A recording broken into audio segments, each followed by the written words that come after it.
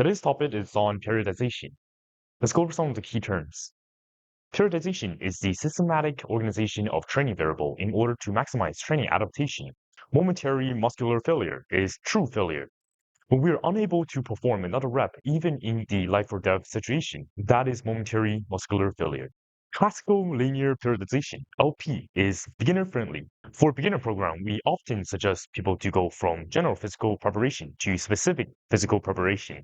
GPP's goal is to build a broad foundation of fitness, develop work capacity, increase muscle mass, improve mobility, and fix muscle imbalances. And SPP is focusing on sport-specific qualities. LP manipulates volume and intensity on each phases. There are three pillars in LP: hypertrophy, strength, and peaking. They each have their own purpose. Hypertrophy is to increase muscle fiber cross-sectional area, enhance work capacity, and address weaknesses. Strength is to build maximum strength and enhance neuromuscular adaptation. Peaking is to maximize one rep max performance for competition day.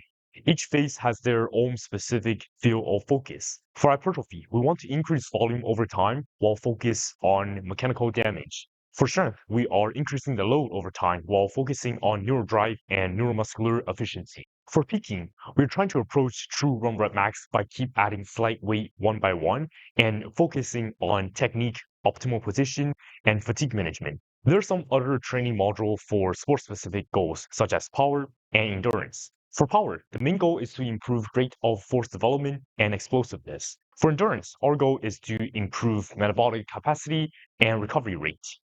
For power phase, we want to increase in velocity and weight over time while focusing on velocity and technique.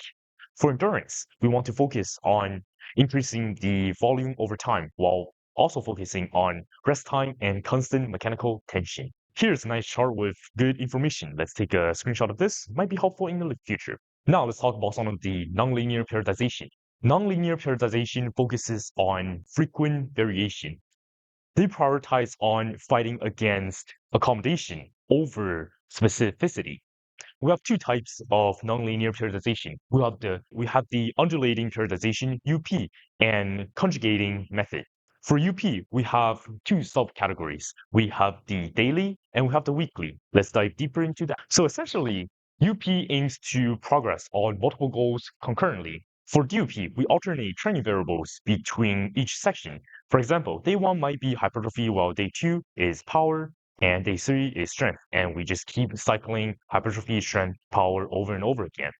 For WP, we alternate variable between weeks. For example, week 1 might be hypertrophy, while week 2 is strength.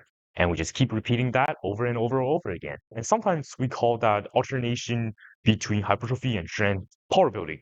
All right. The three pillars of strength development by Zacy-Orsky.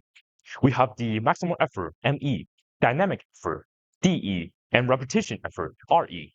ME primarily focuses on increasing the absolute strength. DE focuses on increasing the power and explosiveness, while RE focuses on hypertrophy or endurance. For ME, it is important to rotate main lift every week to reduce risk of injury. For dynamic effort, we want to train with maximum acceleration intent, meaning every single rep we need to give it our best effort at the start to make sure that we can accelerate as fast as possible. For RE, we generally will have 3 to 5 assistant exercises, and for each set, we're aiming to train to or near momentary muscular failure. Zacy-Orsky once said, "A motor unit not fatigued is a motor unit not trained." Here are the general guidelines for conjugate method. Might be useful to take a picture. And that's it for our slide. Thank you for watching. Have a great day.